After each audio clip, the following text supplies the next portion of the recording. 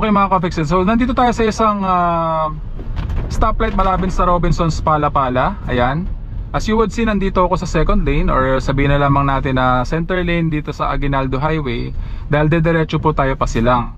So meron pong stoplight dito. Ayan, kung mapapansin mo, ayan, pag nagbabagal yung traffic ko, ibig sabihin merong stoplight ahead, or kung wala mang stoplight, usually meron dyang enforcer. Okay? So kapag ka ganito mga stop and go traffic, ayan, umaandar naman, so just leave it and drive. So we're using an automatic transmission right now.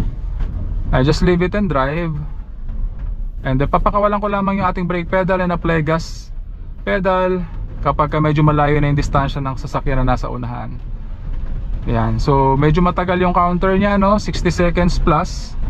So ayan, naabot tayo dito sa para malampasan natin itong traffic na ito. Ayan, so paglampas mo naman dito sa stoplight na to, ayan, tuloy-tuloy na papuntang Silang Cavite. Okay? Pero kapag ka mga ganong mga stoplights, and usually pag inaabot ako ng stoplight and more than 60 seconds po yung digital counter, ayan, nilalagay ko po sa neutral yung ating transmission. So malaki ang maitutulong nun para hindi mo pagod agad yung iyong paa. Ganoon na rin yung transmission ng iyong sasakyan. So sa mga pagkakataon na yon, pag nilalagay po natin sa neutral yung ating transmission, ay nape-prevent po nito yung overheating ng ating transmission, dahil nakakapagpahinga po siya, no?